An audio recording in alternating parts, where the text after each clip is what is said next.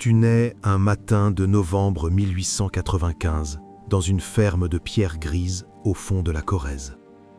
Le village s'appelle Saint-Pantaleon de l'Arche, 92 habitants. Tout le monde se connaît. Tout le monde sait tout sur tout le monde.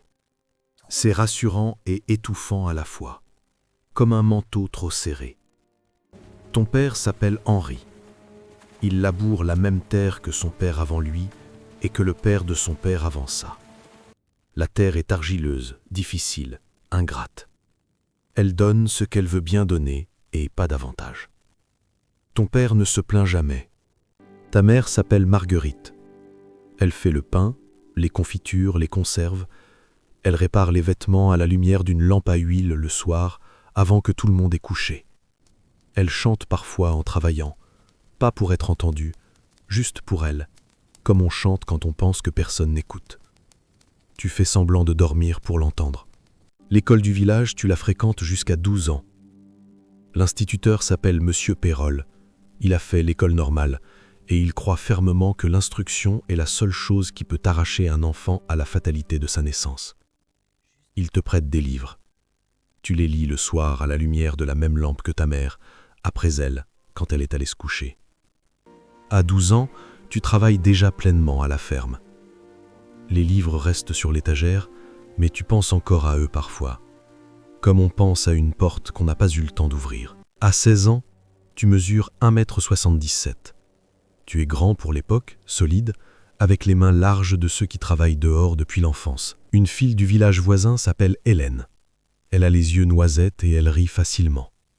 Tu ne lui parles pas 6 mois, puis tu lui parles, puis vous vous voyez le dimanche après la messe, puis c'est devenu une évidence silencieuse que vous allez vous marier un jour, sans que personne n'ait besoin de le dire à voix haute. La vie est étroite, mais elle a une forme. Elle a un début, un milieu et une fin prévisible. Ça te semble suffisant. Ça te semble même bien. En juillet 1914, tu as 19 ans. Un archiduc est assassiné quelque part en Autriche. Le nom de la ville ne te dit rien. Sarajevo. Tu ne saurais pas la montrer sur une carte. Le 2 août 1914, les cloches sonnent dans tous les villages de France simultanément. C'est le tocsin. Cette sonnerie particulière, précipitée, qui ne ressemble à rien d'autre et que tout le monde reconnaît instinctivement, même sans l'avoir jamais entendue. Ta mère s'arrête de prêtir le pain, ton père lâche sa fourche. Vous vous regardez tous les trois sans parler. L'ordre de mobilisation générale est affiché sur la porte de la mairie. Le lendemain matin, tu lis ton nom sur la liste. Tu as 19 ans et 4 mois. Hélène est dans la foule devant la mairie. Elle ne pleure pas, elle te regarde avec une fixité qui te fait plus peur que les larmes. Elle dit « Reviens ». Juste ça, un mot.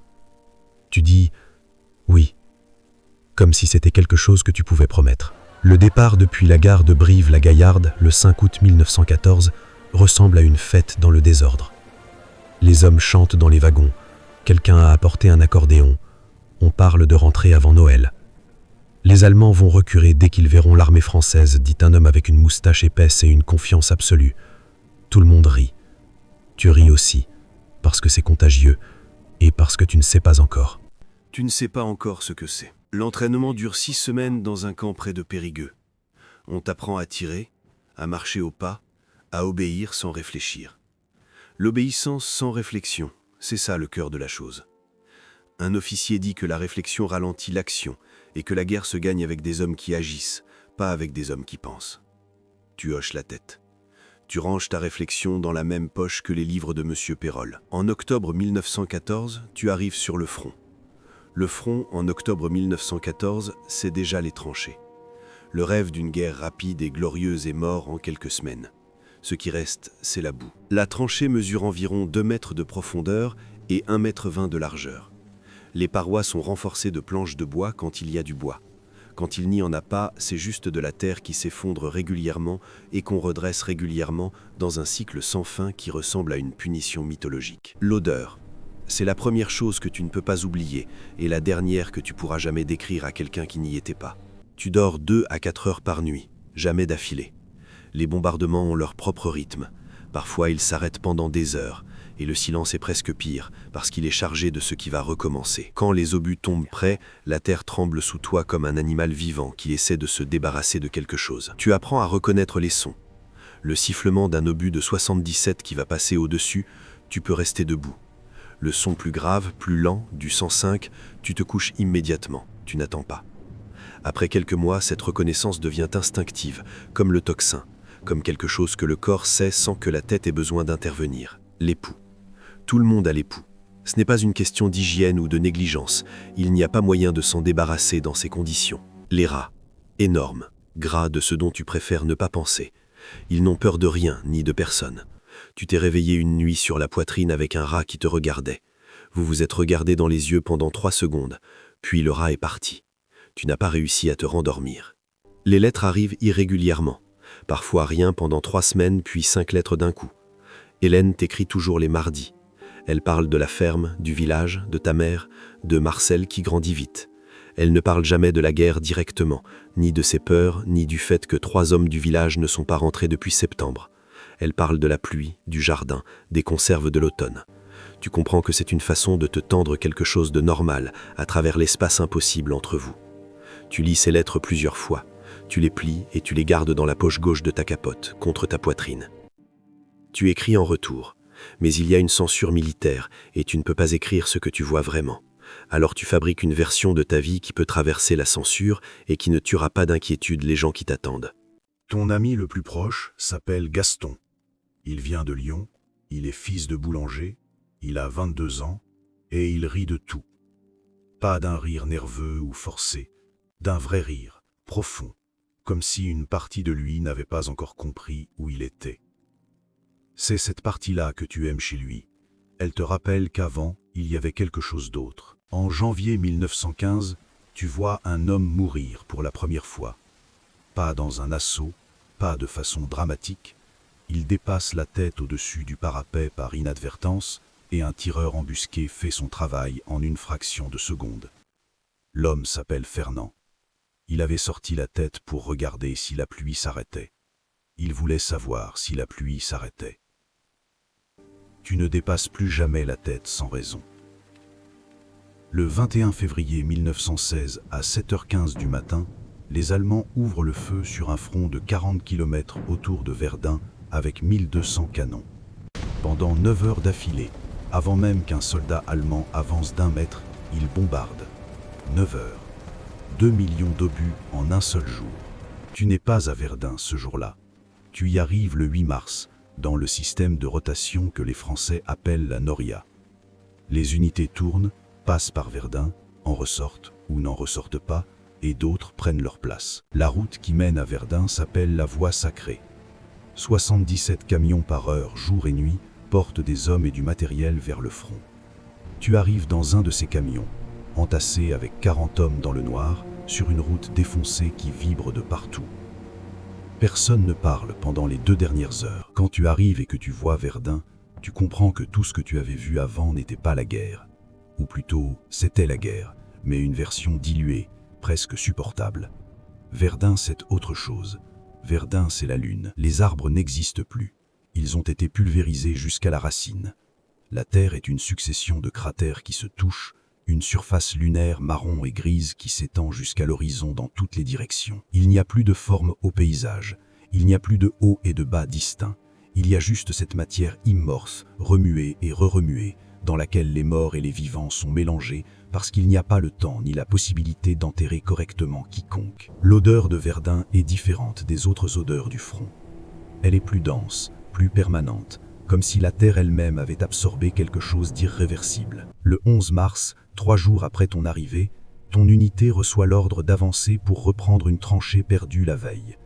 La distance à parcourir est de 200 mètres. Vous partez à l'assaut à 5 heures du matin, dans le noir, dans la boue jusqu'aux genoux par endroits.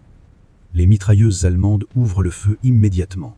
Tu cours, enfin tu essaies de courir dans cette boue qui absorbe chaque pas en te baissant le plus possible, en zigzagant sans vraiment savoir pourquoi tu zigzagues, parce que les balles ne suivent pas de logique que tu pourrais anticiper. Gaston est à ta droite. Il court, puis il ne court plus. Tu ne t'arrêtes pas, tu ne peux pas t'arrêter. La logique de l'assaut t'emporte comme un courant. Mais tu tournes la tête et tu vois Gaston dans la boue. Il ne bouge plus. Son rire, ce vrai rire profond qui ne comprenait pas où il était, s'est arrêté quelque part dans ces 200 mètres de boue, un matin de mars 1916. Tu atteins la tranchée allemande. Vous êtes 14 à l'atteindre sur 43 parties. Vous tenez la tranchée pendant 6 heures sous les contre-attaques, puis vous recevez l'ordre de vous replier. La tranchée que vous avez prise à 14, au prix de 29 vies, est abandonnée 6 heures plus tard par ordre d'un officier que vous ne verrez jamais. C'est à ce moment-là, dans ce repli, que quelque chose se casse définitivement en toi. Pas dramatiquement, il n'y a pas de moment précis, pas de bruit intérieur, juste une certitude froide qui s'installe. Ce n'est pas une guerre que des hommes font à d'autres hommes pour une raison, c'est une mécanique, et vous êtes les pièces. En avril, tu es blessé, un éclat d'obus dans l'épaule gauche, pas grave. Tu restes 10 jours à l'arrière dans un poste de secours, puis tu retournes dans la tranchée. L'épaule n'est pas vraiment guérie, mais il n'y a pas assez d'hommes pour se permettre d'attendre qu'une épaule soit vraiment guérie. En juin 1916, tu obtiens 6 jours de permission. 6 jours. Le voyage de retour prend 1 jour et demi, tu passes 4 jours à Saint-Pantaléon. Ta mère te regarde arriver et elle pose la main sur ta joue sans rien dire pendant longtemps. Ton père te serre la main, une poignée de main longue, plus longue que d'habitude. Marcel, qui a maintenant 11 ans, te regarde avec des yeux trop grands, comme si tu étais revenu d'un endroit impossible. Hélène. La première soirée, vous marchez le long du chemin derrière la ferme, celui qui longe le petit bois de châtaignier. Elle ne te pose pas de questions sur la guerre, tu en es reconnaissant d'une façon que tu ne peux pas exprimer. Vous parlez du village, du temps, de rien d'important. Dans ce rien d'important, il y a tout ce qui compte. Le 4e jour, vous vous fiancez officiellement. Sa mère pleure, ta mère pleure. Son père dit qu'il va ouvrir une bouteille de vin. Il l'ouvre. Vous buvez tous ensemble autour de la table de la ferme et tu regardes ces visages, ta mère, ton père, Marcel, Yvonne, Hélène, et tu essaies de les photographier avec les yeux, de les graver quelque part de suffisamment profond que les obus ne puissent pas les atteindre. Le 6e jour, tu repars. Hélène t'accompagne à la gare. Cette fois, elle pleure. Toi aussi, mais seulement après que le train a démarré et que le quai a disparu derrière le premier virage. Tu retournes à Verdun. L'été 1916 est le pire. Les offensives et les contre-offensives se succèdent sur les mêmes centaines de mètres de boue, les mêmes collines sans nom qui changent de main plusieurs fois dans la même semaine. Fort Douaumont, Fort Vaux, des noms qui deviendront historiques et qui pour toi ne sont que des endroits où des hommes meurent dans la boue. Tu développes ce que les médecins militaires appellent pudiquement le cafard, une dépression profonde, une incapacité à ressentir quoi que ce soit d'autre que la fatigue et l'absence. Tu fonctionnes, tu obéis aux ordres, tu manges quand on mange, tu tires quand on tire, tu avances quand on avance. Mais la partie de toi qui chantait comme ta mère le soir quand elle croyait que personne n'écoutait, cette partie-là s'est murée quelque part et ne répond plus, sauf les lettres. Les lettres d'Hélène continuent d'arriver les mardis. Tu continues de les lire plusieurs fois. Tu continues de les garder contre ta poitrine. C'est le seul fil. En novembre 1916, la bataille de Verdun se termine officiellement. Bilan, 300 000 morts environ, dans les 2 camps confondus. 700 000 blessés. Le front n'a presque pas bougé. Les lignes sont à peu près où elles étaient en février. En 1917, les mutineries éclatent dans l'armée française après l'échec du chemin des Dames. Des dizaines de milliers de soldats refusent de monter à l'assaut. Pas de déserter, pas de lâcher les tranchées, juste de marcher au-devant des mitrailleuses pour rien. Tu comprends ces hommes, dans ta chair. Tu n'en fais pas partie. Par quoi? Par habitude? Par peur de la cour martiale? Tu ne sais pas exactement, mais tu les comprends. Pétain remplace Nivelle. Les permissions sont rétablies plus régulièrement. Les conditions s'améliorent légèrement. Légèrement, c'est-à-dire qu'il y a davantage de nourriture chaude et un peu moins d'assauts suicidaires. C'est peu. C'est quand même quelque chose. Tu retournes en permission 2 fois en 1917. La 2e fois, en septembre, Hélène te dit qu'elle est enceinte. Vous n'êtes pas encore mariés officiellement, la guerre a tout suspendu. Mais elle te le dit avec une certitude tranquille, comme si c'était la chose la plus normale du monde dans la situation la plus anormale que le monde ait jamais connue. Peut-être que c'est exactement ça. Le 11 novembre 1918, à 11 heures du matin, les canons s'arrêtent. Ça n'arrive pas progressivement, Ça s'arrête comme on éteint une lumière, d'un coup, complètement, définitivement. Après 4 ans de bruit ininterrompu, le silence est si absolu qu'il fait presque mal aux oreilles. Les hommes dans les tranchées se regardent sans comprendre. Certains pleurent, certains rient, certains ne font rien. Ils restent juste assis dans la boue et ils écoutent le silence comme si c'était la plus belle musique qu'ils aient jamais entendue. Tu n'as pas les mots pour ce moment. Même des années plus tard, quand on te demandera comment c'était, tu diras « le silence ». Juste ça. Les gens qui n'y étaient pas pensent que c'est une métaphore. Ce n'est pas une métaphore. Tu rentres à Saint-Pantaléon de l'Arche le 3 février 1919. Le train, la gare de Brive, le chemin à pied depuis le bourg.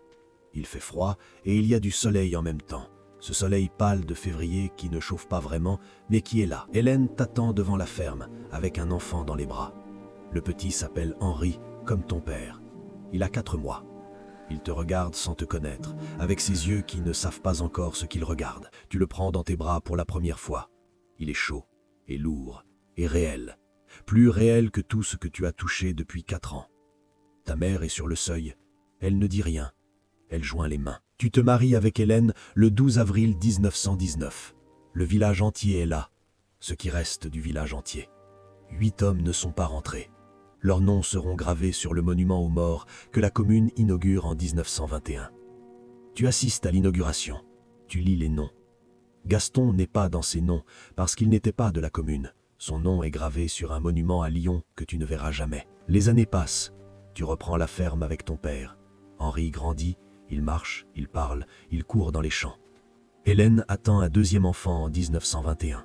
Une fille. Vous l'appelez Marguerite, comme ta mère. Tu ne parles jamais de la guerre. Pas par refoulement, pas par honte, juste parce qu'il n'y a pas de langue pour ça. Les mots que tu connais ne sont pas faits pour contenir ce que tu as vu. Alors tu te tais et tu laboures la terre, et tu regardes tes enfants, et tu dis bonsoir à ta femme le soir, et tu dors. Pas toujours bien, jamais vraiment sans les images, mais tu dors. En 1939, tu as 44 ans quand les cloches sonnent à nouveau.